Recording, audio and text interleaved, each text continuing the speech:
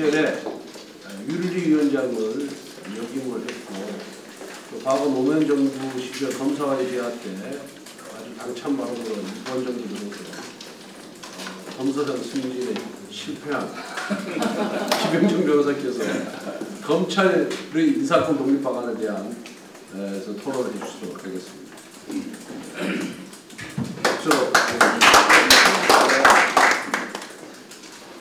네, 김영중 변호사입니다. 저는 김종민 변호사님의 그동안 발제문을 보고 제 개인적인 의견만 잠시 발표를 하도록 하겠습니다.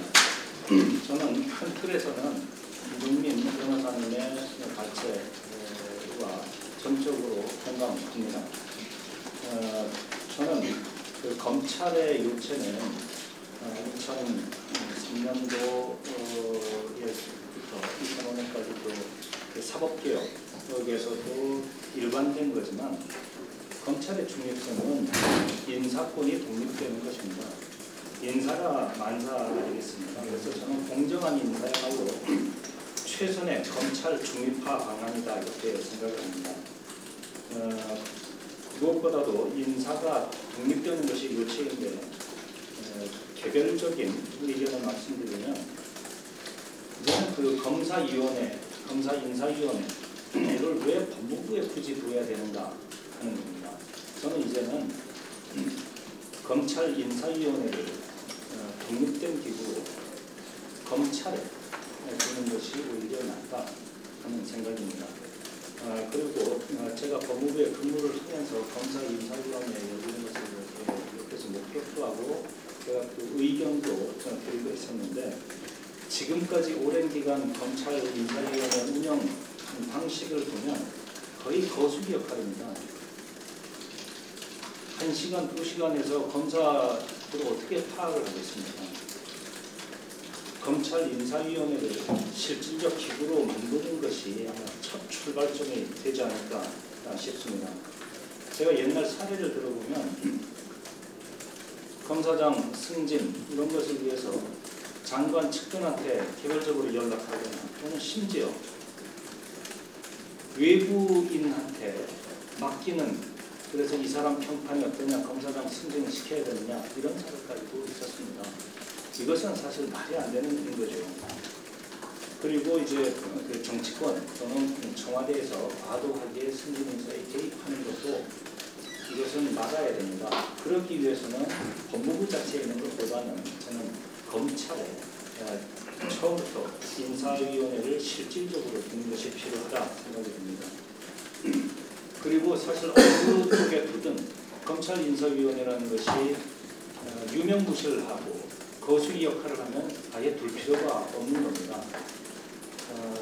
저는 옛날부터 적어도 검찰 인사위원회가 실제가 되려면 적어도 한 번 개최하는 것이 아니고 4번, 5번 정도는 개최하면서 그 후보자들에 대해서 면밀히 실질적으로 검토를 하고 의견을 내는 것이 필요하다. 그리고 그 의견은 단순히 자문이 아니고 거의 권고적 수준 이상의 효력을 발생하는 것이 맞다라고 생각합니다.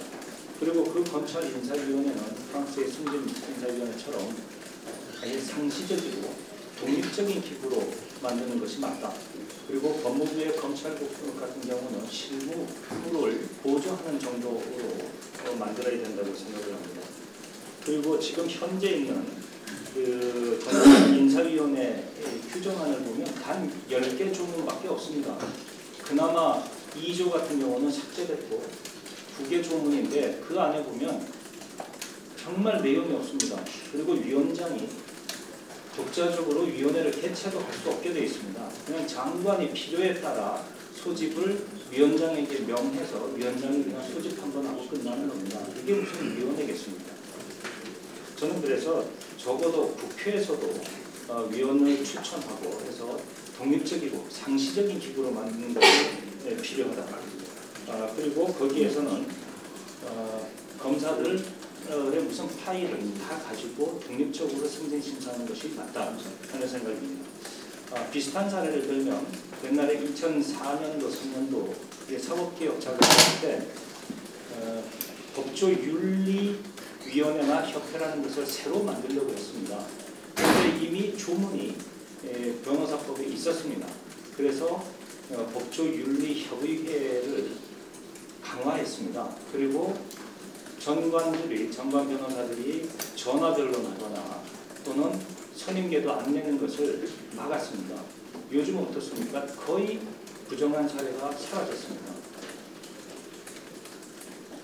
그리고 인사위원회를 개최하기 전에 반드시 승진자 후보를 공개할 필요가 있습니다. 그래서 국민들이 사전에 검증할 시간을 줘야 됩니다. 이런 경우도 있습니다. 검찰 내부에서도 저 사람은 도대체 어떻게 승진을 했지? 라고 하는 사람들이 분명히 있습니다. 해마다 있습니다. 또 국민들 입장에서 그 검사한테서 조사를 받고 재판까지 받았는데 억울하게 인권 침해를 당한 국민들이 분명히 있습니다. 그런데 그런 사람들이 적어도 내가 옛날에 이렇게 부당하게 실제 피해를 입었다라고 하는 것을 알릴 기회는 줘야 되지 않겠습니까? 그래서 저는 검찰의 인사위원회를 상시적으로 두고 그 다음에 외부위원도 국회 등에서 추천할 수 있게 하고 또 독립된 기구로 만들고 또 후보자들에 대해서는 승진 후보자에 대해서는 국민들이나 검찰 내부에서 사전 검증할 수 있는 그런 기회를 부여해야 된다. 그 다음에 법무부와 검찰 간의 인사 협의를 합니다. 근데 한때 장관과 총장이 아주 사이가 안 좋을 때 이럴 때를 보면 검찰청법의 인사는 총장의 의견을 들으라고 되어 있습니다. 그런데 그야말로 형식적으로 의견 들었으니까 되는 거 아니냐 이렇게 하는데 실질적으로 협의가 될 수 있도록 해야 되고 그리고 무엇보다도 서면으로 왔다 갔다 하게 해야 됩니다. 또 법무부와 민정혁실 간에도 서면으로 왔다 갔다 해야지 서면으로 송부가 안 되고 전화로만 하면 그것이 무슨 인사가 되겠습니까?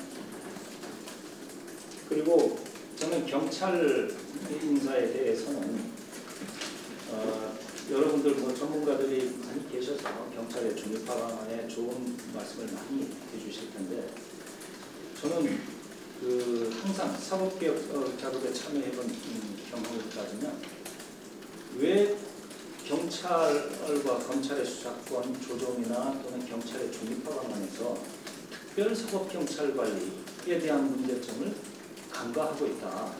왜 논의하지 않는가 하는 생각을 항상 해봅니다.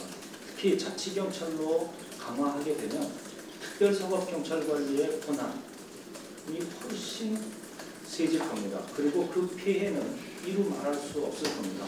그렇기 때문에 일반 사법경찰 관리뿐만 아니고 특별사법경찰 관리가 자치단체장의 어떤 부당한 지시를 받아서 특정인을 겨냥한 정치적으로 특정인을 겨냥한 수사를 하거나 할 때 어떻게 제어하고 견제할 수 있는지도 반드시 검토하고 넘어가야 된다고 생각을 합니다. 이상으로 마치겠습니다.